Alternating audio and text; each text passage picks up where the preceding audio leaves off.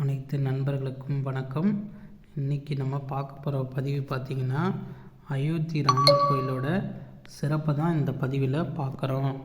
அதாவது ஆலயத்தோட பாரம்பரியமிக்க அமைப்பில் தான் உருவாக்கியிருக்காங்க.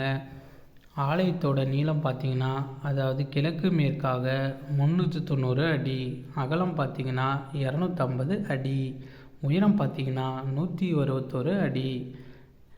அடுத்து பார்த்திங்கன்னா 3 தளங்களாக இந்த ஆலயம் அமைஞ்சிருக்கு. ஒவ்வொரு தளமும் 20 அடி உயரம் இருக்குது. மொத்தம் 392 தூண்கள், 44 வாசல்கள் இருக்குது. தரைதளமான கர்ப்ப கிரகத்தில் பிரபு ஸ்ரீ ராமபிரானின் குழந்தை வடிவமும், முதல் தளத்தில் ஸ்ரீ ராமபிரானின் பட்டாபிஷேக மண்டபம் அமைந்துள்ளது. அடுத்து பார்த்திங்கன்னா மொத்தம் இந்த கோயிலில் 5 மண்டபம் இருக்குது.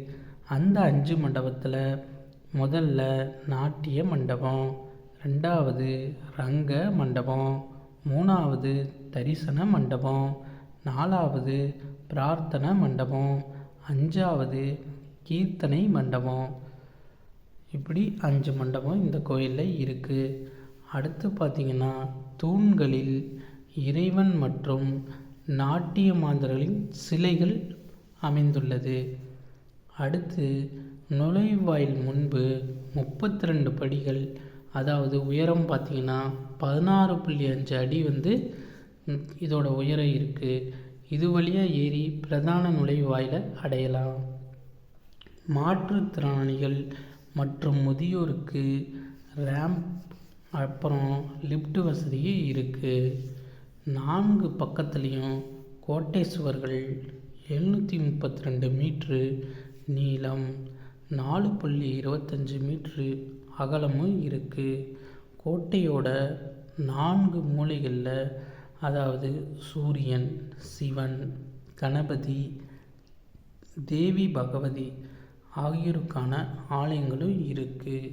கோட்டைக்கு தெற்கு முகமாக ஹனுமானும், வடக்கு முகத்தில் அன்னபூரணி ஆலயமும் இருக்குது. ஆலயத்தோட தென் பகுதியில் பழமையான சீதை கிணறு இருக்குது. கோட்டைக்கு வெளியே தென் திசையில் வால்மீகி மகரிஷி, வசிஷ்ட மகரிஷி, விஸ்வாமித்ர மகரிஷி, அகஸ்திய மகரிஷி, குகன், சபரி மாதா, அப்புறம் தேவி அகல்யாவிற்கான ஆலயமும் இருக்குது.